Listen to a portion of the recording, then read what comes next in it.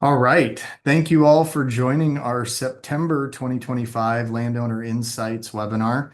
I'm pretty excited about this one. Have been kind of thinking about these issues and thinking about what Make America Healthy Again is going to mean for farmland here for quite a while.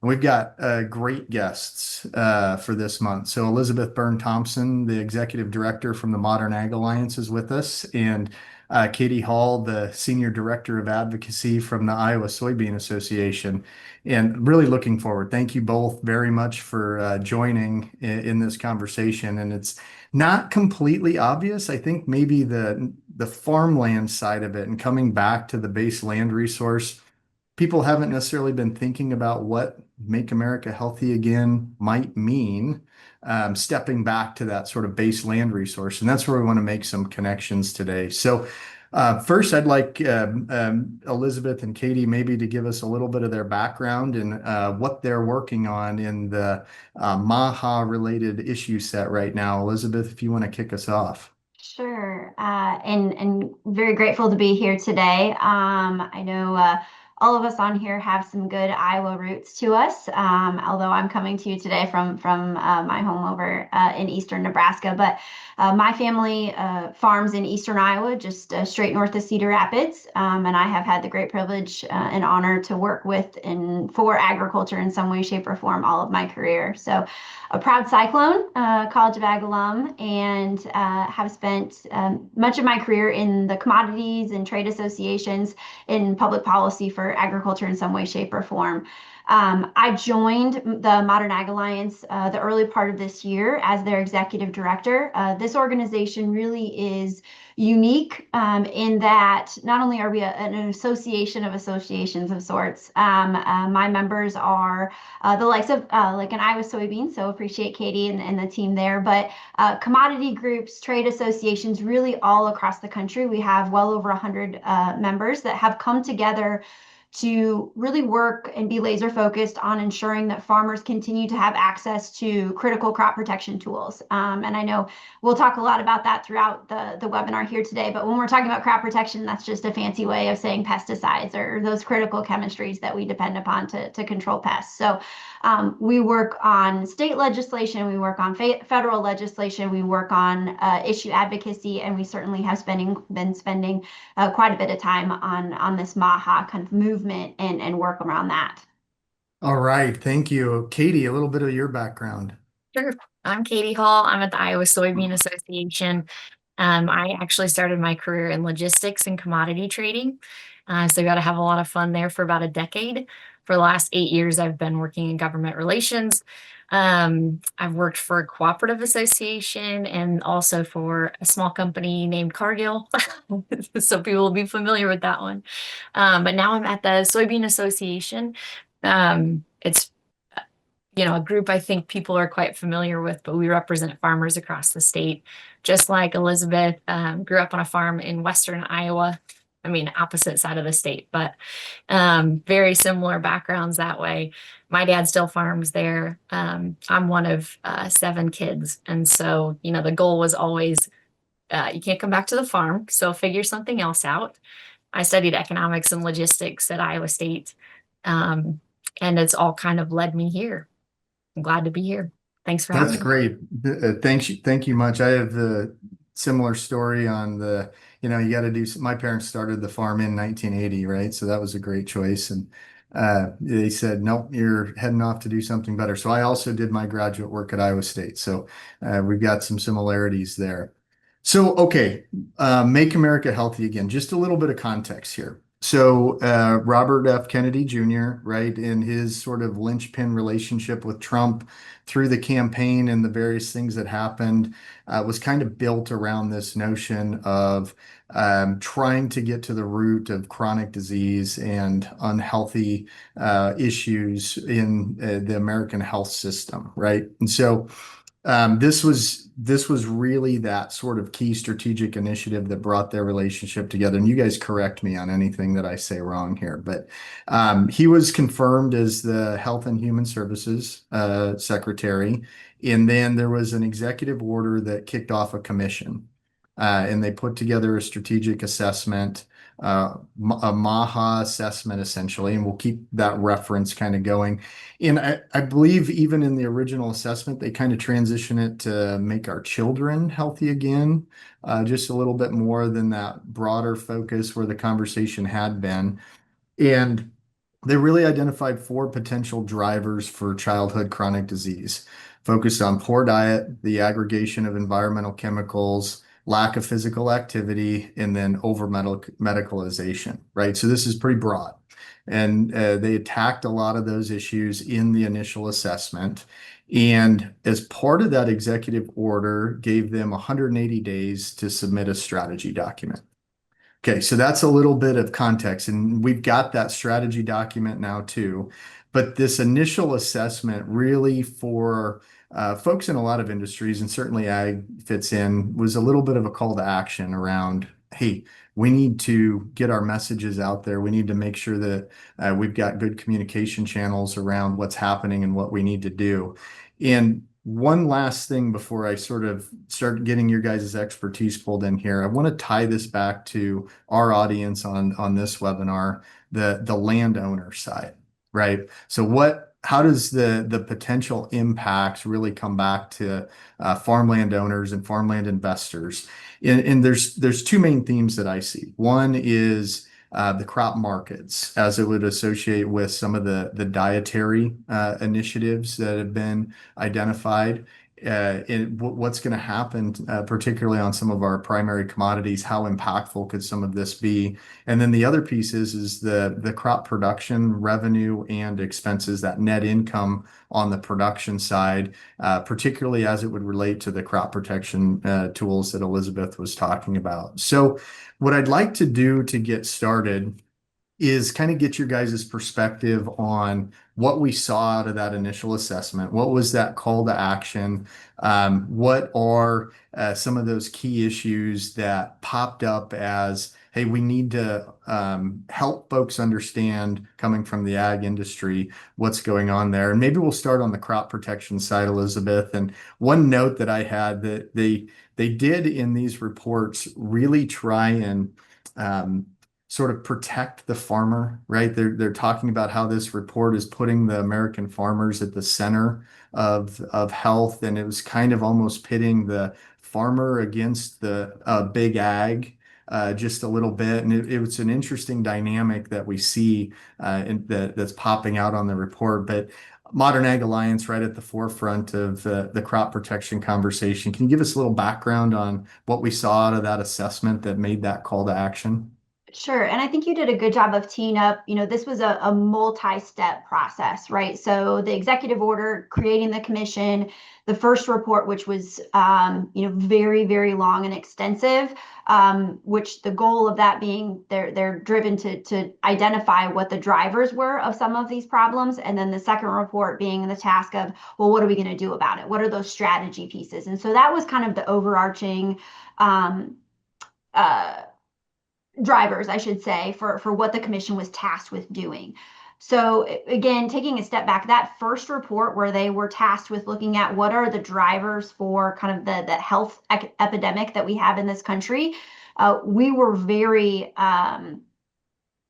disgruntled, for lack of a better term, for what we saw come out in that initial report. There was an extreme focus on the crop protection industry, specifically some key tools that farmers depend upon as being identified as things that are part of the problem and not the solution. I think we saw that tone and tenor change by the time we got the second report, or that final kind of drivers or tactics, here just a few weeks ago. And that's where you saw that language come out about putting the farmer at the forefront, making sure and recognizing the role of agriculture as part of the process. And I think that's indicative or representative of the fact that, I think that at last told I'd heard, there was like 250 meetings that were held in the White House between the issuance of the first report and the coming out of the second report. So there was an exceptional amount of ag education that took place amongst key folks that were involved in this, and key points of drafting of this between, report one and report two. So be it, to even taking some of the administration officials out into the countryside, seeing what production agriculture looks like firsthand, seeing the technologies that are utilized, really goes a long way. So I don't want to bury the lead for what we'll get to down the road, but I think one thing that I hope that folks take home with that is it is as important now as it was, 10 and 15 years ago when we were talking about, GMOs and biotech, that farmers and those involved in agriculture are telling their story about what we do, why we do it, and how we do it. But there's still necessarily, places and opportunities for that conversation to take hold. You bet. So when we saw that initial assessment come out, it felt like we could have significant bans or significant limitations on application rates, et cetera. Is that the correct interpretation of where we were really starting when we saw that come out? There wasn't a call for all-out bans, but there were specific chemistries like glyphosate, like atrazine, that were named as specifically as kind of targets are identified.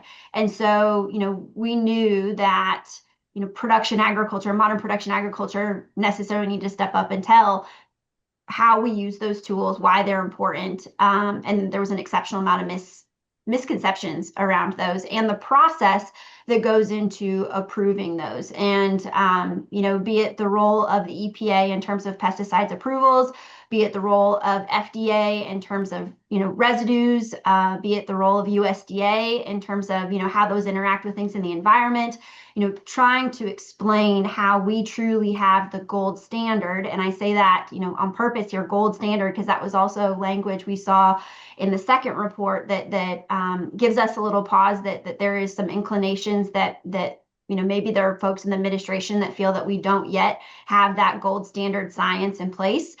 We would argue that we have one of the most rigorous, thorough review systems of any place in the world to ensure that the products that are being put on the market and are used by farmers are safe, not just at the farm gate, but all the way through the supply chain system, and can provide that certainty to consumers at the end of the day for safety and efficacy of products too, which I think is also a key piece of the underlying, drive of the MAHA movement too, is to make sure that what we're consuming and utilizing at the end of the day is safe. And that's something that agriculture shares, right? We eat that food, we live in these environments too.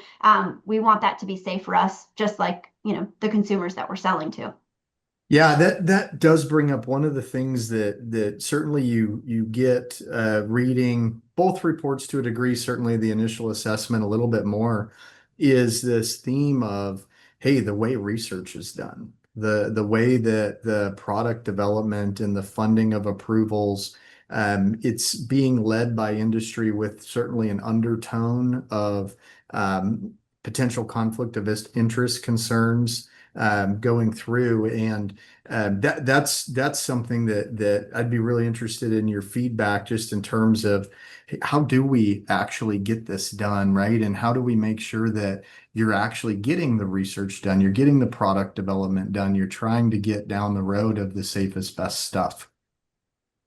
I would say it's twofold. It's one, acknowledging the rigor of the process that we have right now. So just to put some numbers behind that, on average, it takes about 12 years for a new active ingredient or technology come from the lab to the farm gate, or to be a product that a farmer would see on the shelf for availability. So, I can't think of other technologies. I think if you look at the time frame of new iterations of cell phones, new applications of anything, pesticides are right up there towards the top of the list in terms of how long the regulatory review process. And then if you looked at the dollar spend on top of that, we're talking on average about $300 million that a registrant or a manufacturer is putting forward just to pull that product through the regulatory review process. So this is something that's only getting longer and more expensive because the rigor and the depth of that is there. And also, I think it's important to say that, our process also recognizes that science is not stagnant. So when something's registered, it allows that product to come from to market, but it also requires a re-registration process, right? So at least every 15 years, in some cases, and actually many cases, products are going through reviews or re-registrations, and a shorter time frame or shorter time window. EPA and others are looking at this. I think the other piece we need to look at is many of these products are viewed, around the world. So it's not just, the regulators and the science that's happening in this country. Take the example of glyphosate. That's something that's approved not just in the US, but it's approved and utilized successfully all around the world, really. And so you have pretty much a worldwide consensus, at least in terms of that particular active ingredient, that there is safety and efficacy. And I think the last piece of it is acknowledging that we also have a world-class standard. Gold standard, I guess, is the term that is referenced in the report. So I'll use that here, because we also allow for public input. So the registration of tools in this country is a regulatory process. Notice and comment. It's open to the public. You don't have to have a PhD to be able to put your 2 cents in front of the EPA or in front of lawmakers. And so there is an ability to put any and all science in front of regulators and in front of those folks that are looking at these tools to determine, the safety and efficacy. Perfect. So a lot of pressure on the crop protection tools coming out of the initial report. Significant call to action, obviously, within the ag sector based on kind of unknown potential outcomes. Flip over to the other side here. Let's talk about the product markets with Katie just a little bit. Ultra processed foods. So UPFs, we've got MAHA, we got that acronym. There's probably a couple more that'll come out. We'll use UPFs here a little bit. What the heck is a UPF? Like, how do we define this? I think I'm getting some of it. You can read some of the definitions that they provide in terms of formulated for a longer shelf life, typically high in added sugars, refined grains, unhealthy fats. Sodium, we'll probably get into what is an unhealthy fat in that conversation just a little bit as well. Low in fiber and essential nutrients, but this is certainly a key issue on the food supply chain side, understanding what the rules of the game might be here, and it was a call to action as well. Oh, that's the biggest question, right? How do we actually define UPFs? That's something that FDA and USDA is working through right now. They have more than 200 comments on their request for input from the industry, right? So I think a lot of people have looked at this NOVA classification. It's a 1 through 4 of, not processed to ultra processed. And the example I like to use, while it's not soybeans or, a direct connection to what we think of as ag in Iowa, is related to peanut butter. So you get the same basic things from any types of peanut butter. You get, a little protein, some fat, salt, maybe a little sugar. Depending on how they're processed, they could be categorized as a 2, 3, or 4 ultra processed, partially processed. So we've really got a challenge on our hands, right? Processing food doesn't tell the story of the nutritional content.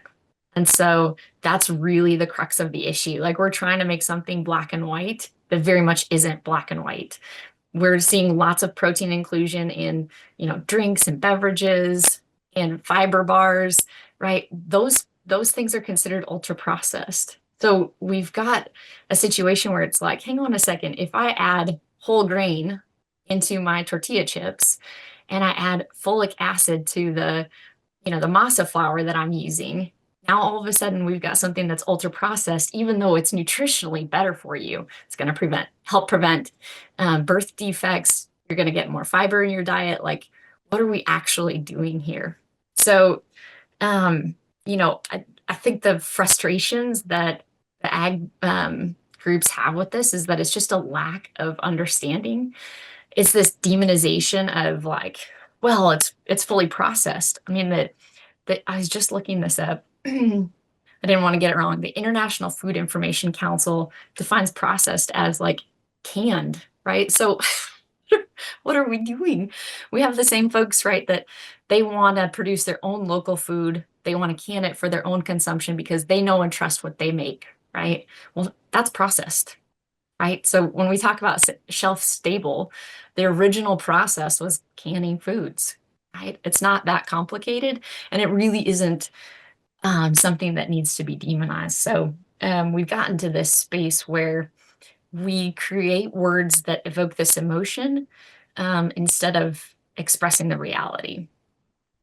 So one thing I pulled out of the report, and this is on the initial assessment, I believe, is roughly 70% of the over 300,000 branded food products available in grocery stores today are ultra processed, right? And so if we think about that, and you're tied in with the downstream supply chain folks that are making a lot of these products, what kind of disruption are we talking about just in terms of being able to, if there's a major sort of regulatory initiative, just to retool and reformulate and rebuild how these product deliveries happen?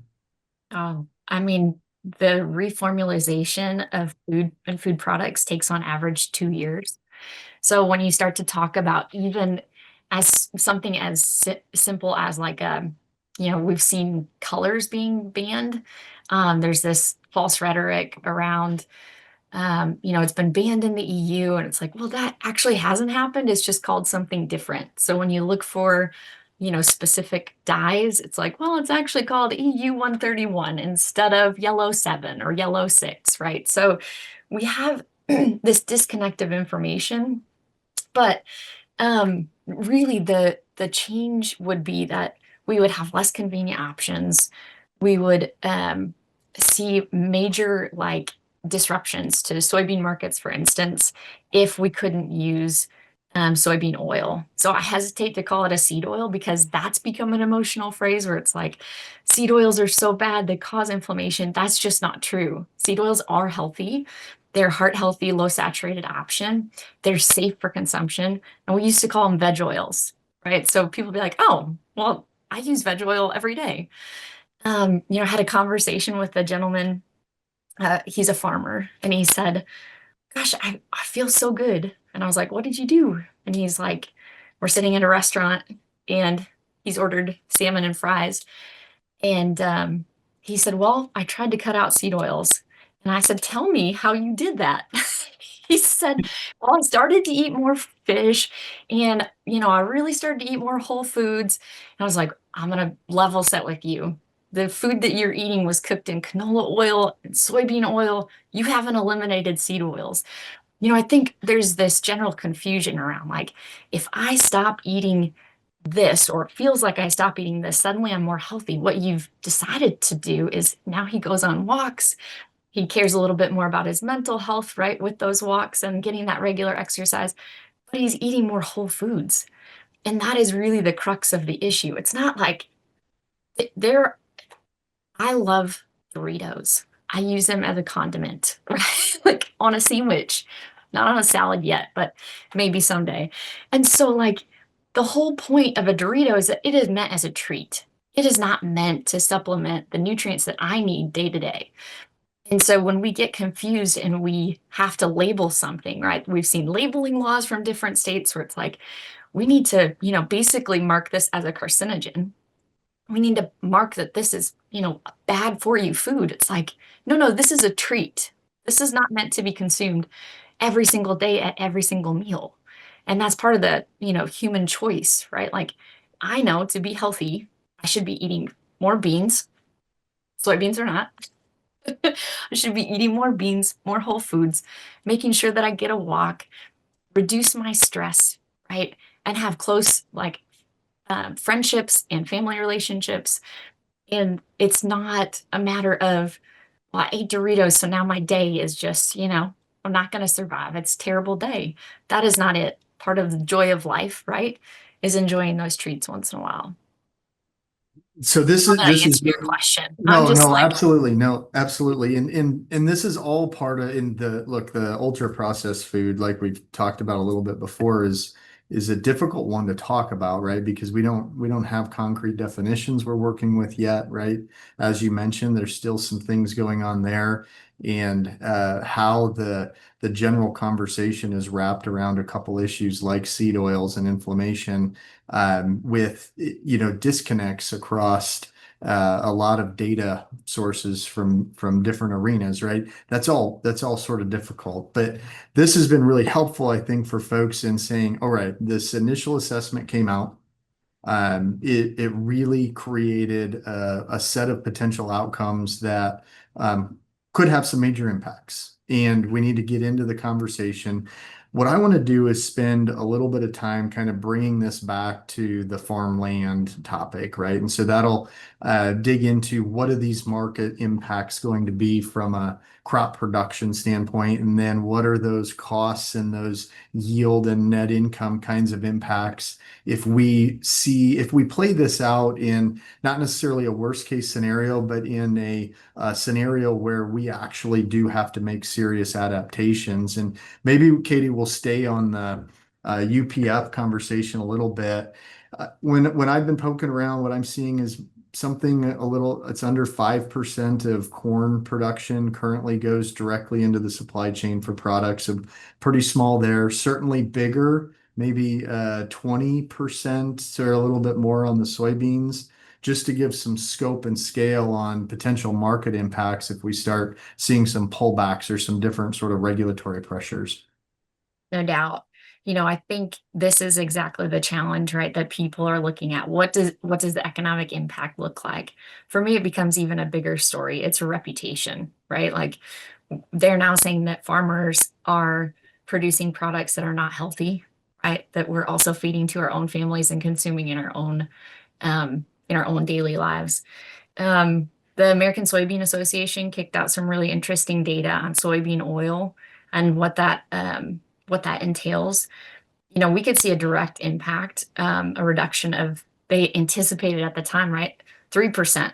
Well, we've seen a lot happen even this week, right? Between the US supporting Argentina and then Argentina cutting their export taxes to then China purchasing 20-ish cargoes. I keep hearing more and more. So haven't seen a final number on that. They're not incentivized, of course, to be totally honest with us and what's happening. And so, soybean farmers continue to just take it in the teeth. We would see from that 3% reduction then in farmer returns by 7%. And so it becomes a part of the whole. The other part of that is that the consumer prices we would see in changing those product mixes from a trusted, reliable, affordable, healthy source like soybean oil to other alternatives would be an increase on consumer prices by 35%. That's huge, right? So, we process oil in several places in Iowa. And now we're talking about, we had these conversations in Iowa, but it's like somebody wants to replace it with avocado oil or coconut oil. Well, guess what? Those aren't produced in Iowa, right? So we're talking about importing now from Mexico and Indonesia in places that don't have as rigorous quality standards, that don't really care about what that product looks like, right? And now, because soybean oil is such a big part of the whole, it can't be replaced with those two. So when I said, hey, there's a gap in the market, right? Soybean oil accounts for a very large portion of the oil market. And when you take that out, the only replacement really is palm oil. And he said, well, one of the guys I was talking to said, well, we could just import that. I'm like, why are we having this conversation right now? We want to import palm oil from Indonesia, Southeast Asia, but we also want to reduce our trade deficit. Like, how does that even equate? And so, it's really something. I think the conversation is bad for farming. It's bad for agriculture, allowing folks to demonize high fructose corn syrup, allowing them to demonize, soybean oil, both products really that have been proven as safe options, in replacement of like regular cane sugar or palm oil is just absolutely absurd. So we have to work on connecting the dots, I think, too, to what those healthy outcomes look like. We've heard RFK talk about Japan being a healthy nation, but what does Japan do? They eat a lot of soybean oil. They have a walkable system. They have universal health care. And so then we start to dig in a little deeper. And the real difference driver for them is that they're spending $2 proactively on a healthcare system and $1 reactively. And the US is almost exactly the opposite. We spend $1 proactively and $2 reactively. Can't expect to meet the same outcomes when our dollars aren't being spent the same way. So make sure, I thought you had some good data points there. So a 3% drawback in the market, soybeans specifically, results in a 7% reduced return for farmers and a 35% increase in costs for consumers, right? So that's a I think sort of important kind of just ground benchmarking a little bit in thinking about how this could impact and pull back to the land side.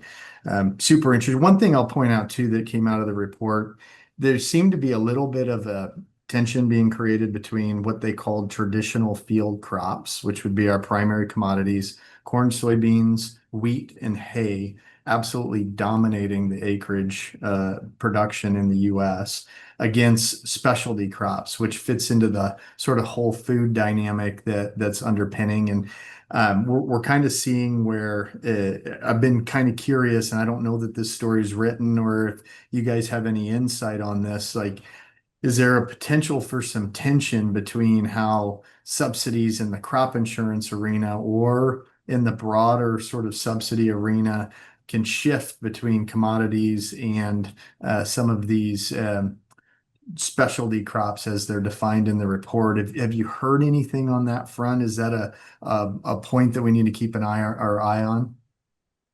Yes. Okay.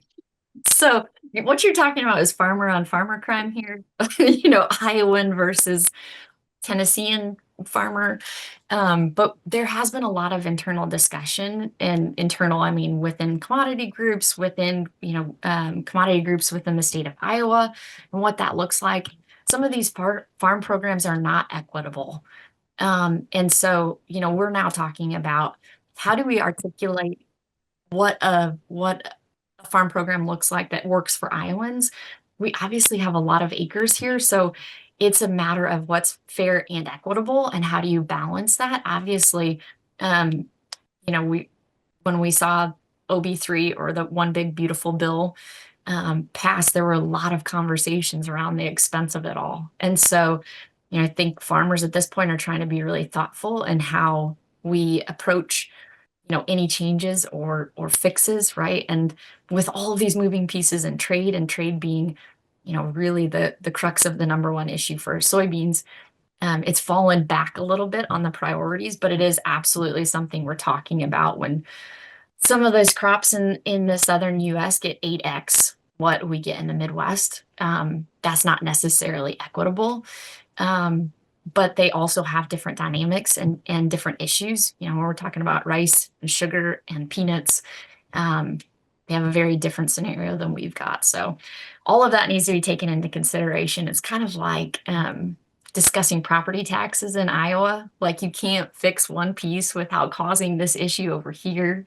And so, I'm optimistic that we'll be able to, through some sort of alchemy, sort out like what does a good farm program look like, because perfect doesn't seem attainable, and it won't be perfect for everyone. Even farmers within Iowa each have a very unique, different situation. So short answer is yes, but there's obviously a lot of dynamic to that. You've probably seen some of this stuff out of Farm Doc Daily. Totally. And yeah, it's been Yeah, really interesting. and it's really important from a farmland standpoint when we think about crop insurance and we think about premium subsidies and we think about some of the stabilizing factors. That's one to keep an eye on. It does come up relative to the broad. It's a tension that seems to be being created potentially within our MAHA discussion.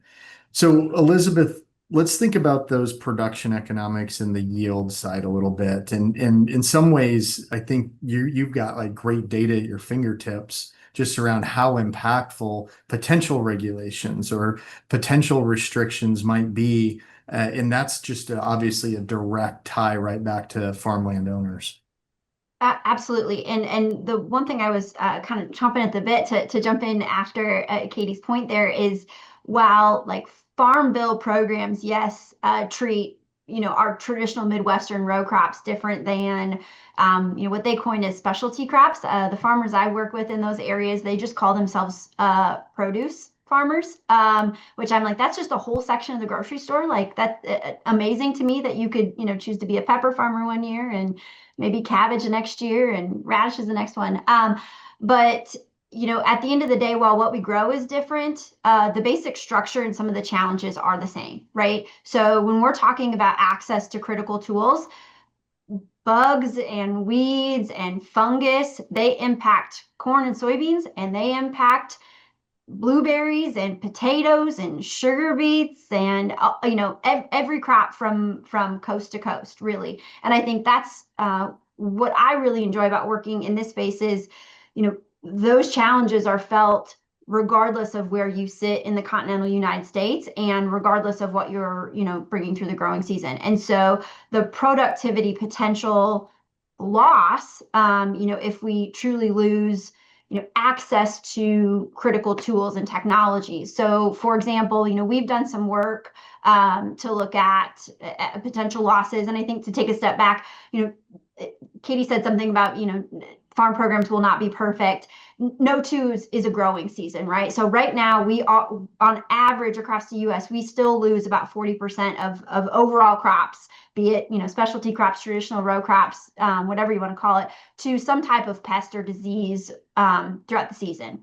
If we do away with pesticides or these critical chemistries kind of writ large that farmers depend upon, we're looking at a loss of upwards of 85%.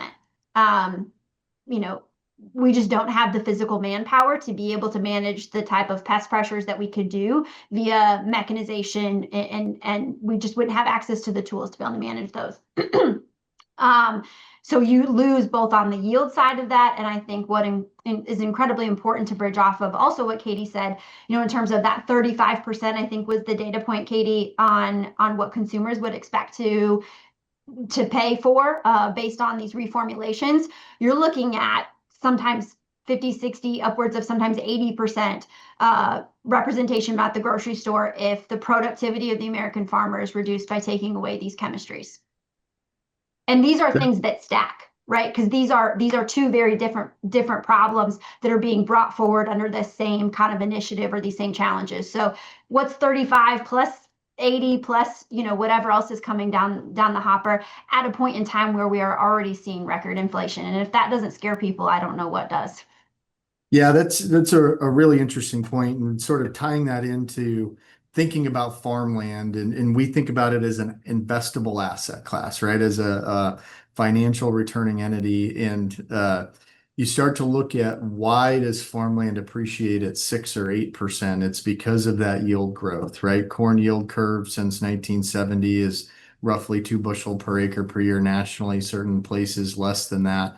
And so when we start to talk about farmland in the context of these sorts of outcomes, we're not just talking about slowing growth, right? The drivers that continue to make that asset value appreciate, along with returning every year, we're talking about significantly going backwards. So this is actually a pretty big deal. And I think one of the issues that I want to bring up that fits in, and this is glyphosate in particular, right? And where that's sort of getting a little bit of a challenging sort of target around it.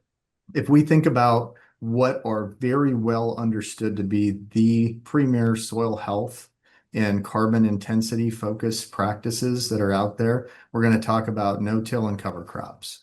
Okay. And Cover crops is a great example. There's, depending on your data source, roughly 20 million acres in our commodity systems that are in cover crops, and it's about just under 90% of those cover crops are terminated with herbicides, and it's about 97% of that's terminated with glyphosate. And so that's structurally the most effective way to include cover crops in a rotation. And it would be just a guess on how many acres we'd see draw back if we didn't have access or we had limitations on how much glyphosate we could apply, right? That's going to end up having to go with our primary crop as opposed to just being used with the cover crop and no-till. Enabling no-till is not having to have tillage as our crop protection tool. And this all fits into 45Z. And what we're seeing about biofuels tax credits and carbon intensity tax credits on down the path. So I want to flip to what we saw in the strategy document a little bit more. And you guys have kind of nibbled at that just a little bit and giving us a few different kinds of feedback. But as a general rule, Elizabeth, like you felt like maybe there was some mobilization, there was a little bit of a clearer picture, still work to do. What's your sort of take on the strategy document that now is going to be written into rules and policy? Yeah, so and I just to highlight one thing you highlighted that right before this though is that chemistry and conservation go hand in hand. They enable each other. And so that is so incredibly important. I think that's something that's also one of the least recognized pieces is that in order to take incremental or even large steps forward in conservation, you necessarily need critical chemistries. And I think you outlined that perfectly. So that is a piece that if I could echo to farm country writ large is a story that we know because we see it firsthand and whatnot, but lawmakers and those that are looking at how do we make progress towards specific goals, that is not an intuitive point for them. So that is a point that I don't think that we can repeat enough. It really should be at the forefront of many of these conversations. But to directly answer your question about kind of what does this look like then moving forward, we were optimistic that or pleased to see that, the voice of the American farmer was heard. The administration and those that were involved in this process really took the time to broaden their understanding of production agriculture. There are some concerns, that still, we're paying attention to. I think we talked about it before. What does gold standard science look like? Are we still creating some concerns amongst the public about, trust in science or trust in the process? And I think that those still unfortunately exist. And there were some pieces of the underlying strategy that still created those shades of gray or question marks, I think, for folks to look at. I don't anticipate big changes coming federally. Now, my crystal ball is as clear as anybody else's. So I have been wrong and could be wrong again. But I do think that we're going to be spending quite a bit of time at the state level, be it Iowa or any state, talking about what the state's role is in some of these things. A lot of the MAHA momentum, a lot of the MAHA conversations have now trickled down into the state and local levels. And so while we have spent a lot of time talking about federal agencies and federal folks that sit out in Washington, D.C., I hope it's important for listeners here to know that it is incredibly important that you're also having these conversations with your state lawmakers, because these types of conversations are taking place, have taken place, and are going to continue to take place during legislative sessions all across this country come 2026. That's an interesting point. I want to circle back there. Katie, what was your sort of take seeing the strategy document relative to some of the issues you're paying attention to? Generally, maybe not as problematic as it could have been in the initial assessment. Yeah, I think that's a great way to phrase it. Like we had some big concerns the first time around. We know that we were heard as an industry.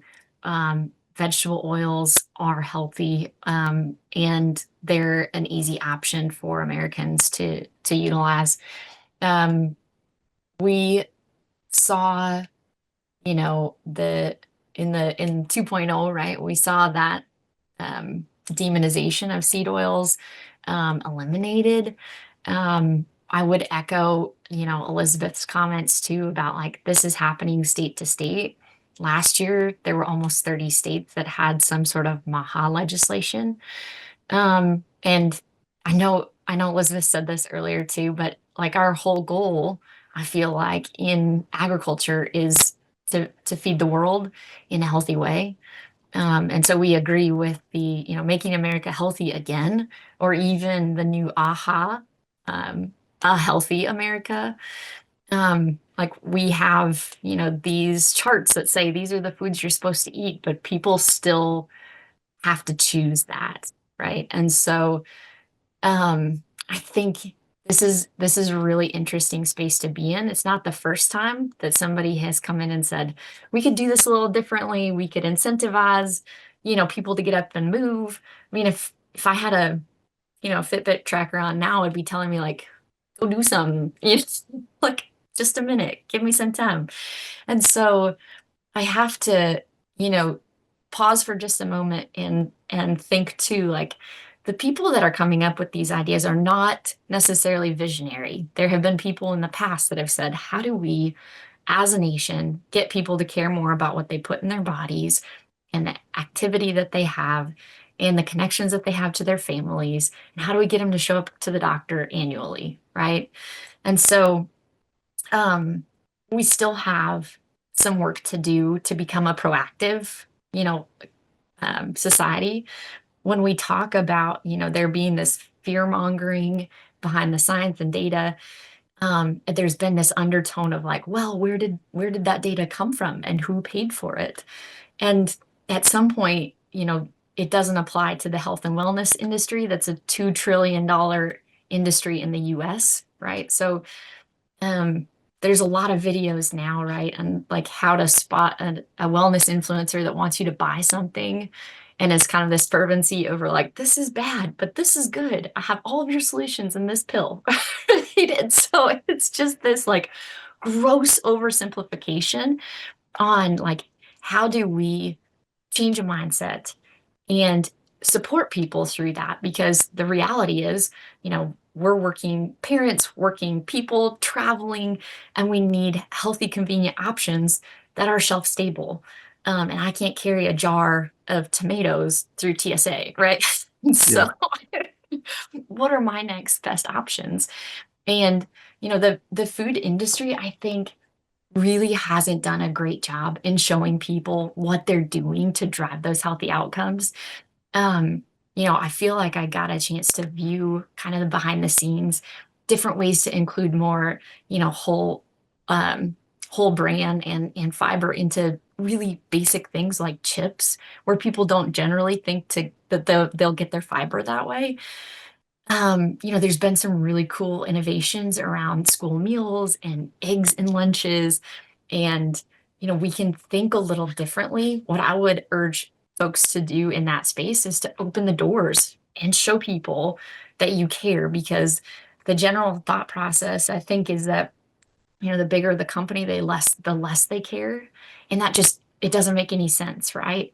And so, what those companies do care about is that consumers can live longer and purchase more products, right? That's part of it.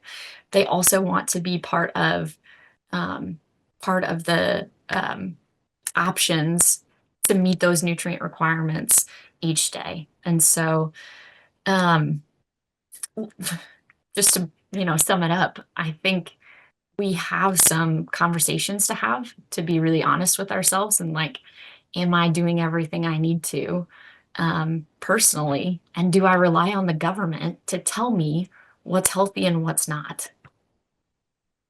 So the answer is Excellent. no. I don't rely Yeah. on somebody to Yeah. tell me what's healthy. Yeah. Yeah. Excellent. Excellent. So I want to wrap us up here. So if we think about the tie-in, the whole exercise that we've gone through over the course of the last maybe year here, if we put it all together, we've got the assessment that really outlined what could be some serious issues. We've talked about if there was some regulatory elements that came in and some restrictive elements, and whether that's on the crop protection and production side or on the food supply chain side, like these impacts would absolutely have significant reverberations back to farmland. We've gone through this process of getting the strategy document together. The strategy document definitely heard the voice of ag to a degree. There's still some work to be done, some concerns to be had. And you guys both called out one thing that is going to be important for a lot of folks that are listening here, that this conversation has now moved down to the state level a little bit. So we're working with a lot of investors that are thinking about building farmland portfolios. And we like for folks that want the aggregate U.S. farmland investment thesis, we think it should look a little bit like farmland in the U.S., right? As an aggregation. And that sort of builds from how many acres and how much value worth of land producing these different crops. On the state front, we talk about the notion of regulatory risk a little bit, but it's sort of nebulous and it's very difficult to kind of get your arm wrapped around. What would be your advice for folks to stay in tune with how potentially some of these regulations or some of these MAHA kinds of initiatives may be sifting down through state legislatures in ways that could be impactful to farmland assets they either do own or might want to own? I can jump on that first. I'd say wherever, if you are a property owner, know who represents that property, and have a relationship with that particular person. If you are just an operator and maybe not an owner, I think that I would echo that exact same sentiment, because be it from a state agency and or a state lawmaker, so your state house or state senate, those individuals have an ability to change your freedom to operate. I know that's something we've talked about time and time again on other regulatory aspects, but your ability to continue to have access to tools, your ability to be able to farm the way that you farmed.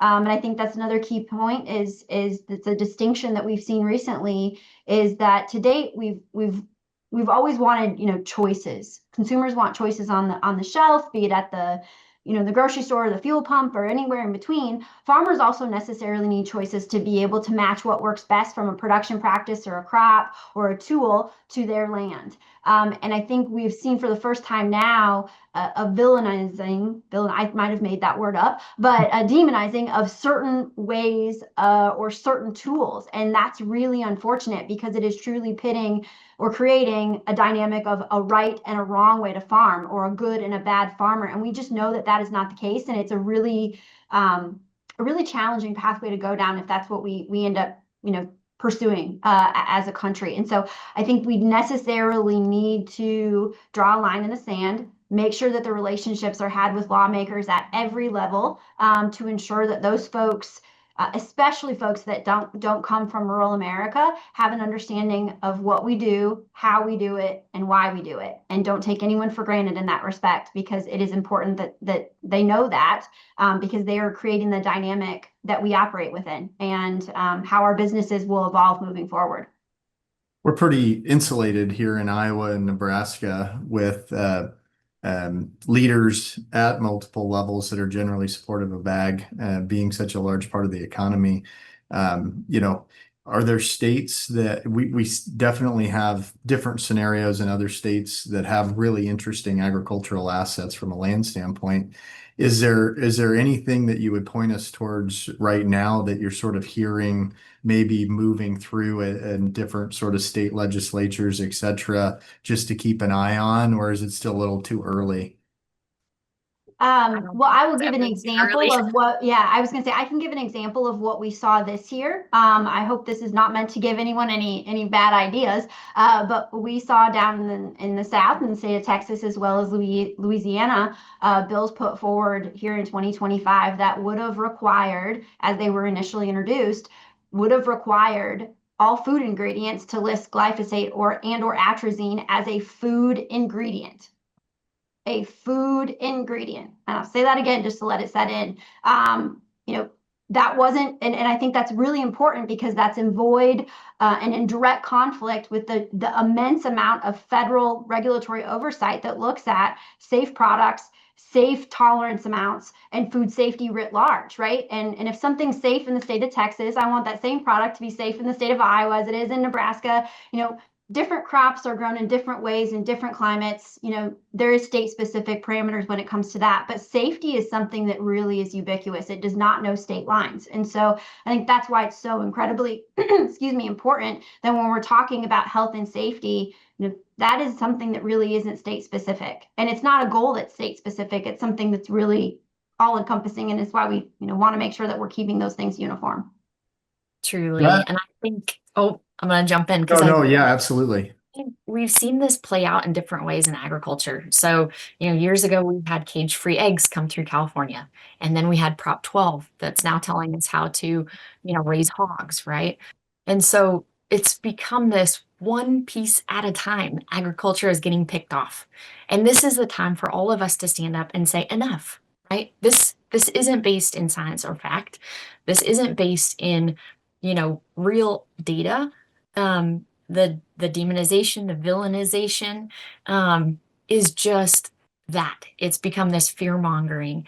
And so, I know we've talked about this before as well, but it's just one of those things where like the next step is really this villainization then of GMO products.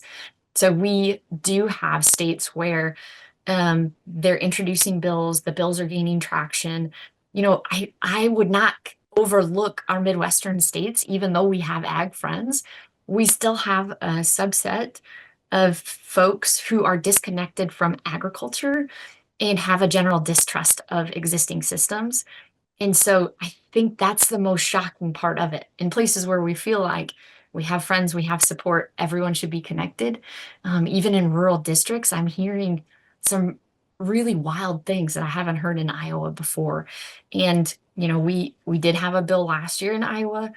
And at some point somebody said, this came out of California. And I was like, well, California at the time, you know, first didn't ban yellow 7 in food because yellow 7 is used in cosmetics. But they also didn't ban margarine. And so it's one of those things where it's like, where did this really come from? And then you dig a little deeper and you learn that, well, people have been on vacation and they've been in Europe and they had the best chocolate bar of their life, right? And it's like, and it just said chocolate on it. And you're like, it's probably the same bar we have here. You're probably sitting on the top of a mountain, not concerned about your work emails, having a nice little glass of Prosecco. Right? And it's this moment of like, oh, this chocolate bar makes me feel great. And why can't we have this chocolate in the US? Um, and it's like, well, we have different requirements. Our FDA really has a whole additional level of like, we have to list all of the ingredients rather than chocolate, right? And so chances are it's the same chocolate bar, but it's maybe a change in attitude and the number of vacation days you've been on. But so I think, we still have conversations to do to connect the dots in Iowa, in Missouri, in Illinois, in Nebraska, because, we've kind of forgotten how safe our food system is and how that compares to other countries. I don't know in America until recently that has looked to other countries to lead the way. And when we start to point to the EU or we start to point to, other groups of countries that should be a guiding star, that's concerning because we do have that gold standard here in the US and we've always been the leader. So I would just implore, our farmers to reach out, connect with your legislators, connect with your local leaders, make sure that they know and see what you know and see. I don't think that can hurt. So, And to build just one final simple point that I'd add on to that is words matter. You started talking about, what is the definition of what even is processed or ultra processed? What is on a label? These are all things that sound very benign. I spend each and every day talking about a label. But the general public doesn't understand the depth and breadth of pesticide labels, that is, effectively the permit to bring a product forward is that label. And they don't know that these are 20 and 30 pages long, or they don't know the science that goes into labels. And arguably that amount of science goes into the food labels on the side of food packaging too. But sometimes the things that seem the simplest are the things that could have the biggest impact on an industry. And sometimes those things are going to be labels on products. And those are, at the end of the day, probably the amount of time that Katie and I both spend is on labels and words on labels and interpretation of words. So more labels. Yes. Well, I really appreciate your guys' time. This has been super informative. I've learned quite a bit. There's clearly more work to do and more things that are going to happen that help get this understanding out there. But we just want to try and help our landowners kind of understand how some of these different initiatives and some of these different outcomes can impact their assets. And it sounds like there's a real eye on what's happening, not even just at the federal level, but the state level. And so thank you very much for your expertise and time. Very much appreciate it. Thank you.